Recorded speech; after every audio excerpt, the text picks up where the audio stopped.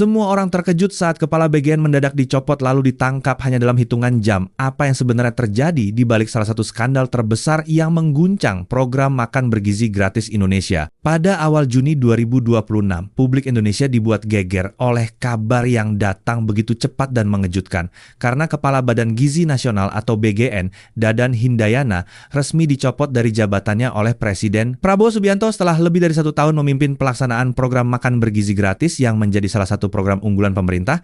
Keputusan itu diumumkan pada malam hari dan langsung memicu berbagai spekulasi di tengah masyarakat. Saat itu, pemerintah menjelaskan bahwa pergantian pimpinan dilakukan setelah evaluasi panjang terhadap tata kelola dan pelaksanaan program, termasuk berbagai catatan yang dianggap perlu segera diperbaiki, dengan harapan kepemimpinan baru mampu meningkatkan kualitas serta efektivitas pelaksanaan program di seluruh Indonesia. Namun kejutan sesungguhnya baru terjadi beberapa jam kemudian saat Kejaksaan Agung bergerak melakukan penggeledahan di kantor BGN pada dini hari.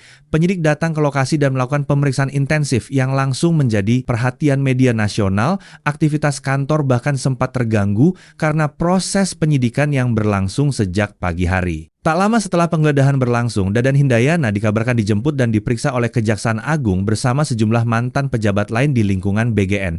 Peristiwa ini membuat publik semakin penasaran karena jarak waktu antara pencopotan jabatan dan pemeriksaan hukum terbilang sangat singkat, bahkan kurang dari 1 hari. Penyidikan kemudian mengarah pada dugaan penyimpangan dalam tata kelola program makan bergizi gratis, khususnya terkait pengelolaan dan penunjukan titik satuan pelayanan pemenuhan gizi atau SPPG yang berfungsi sebagai pusat penyediaan makanan bagi penerima manfaat program tersebut.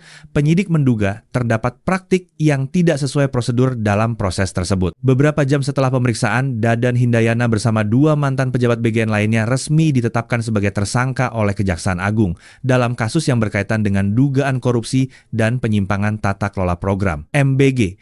Mereka kemudian ditahan untuk menjalani proses hukum lebih lanjut sambil penyidik terus mendalami kemungkinan keterlibatan pihak lain dalam perkara tersebut. Penangkapan ini langsung menjadi sorotan besar karena BGN memegang peran penting dalam program makan bergizi gratis yang menyangkut jutaan masyarakat Indonesia.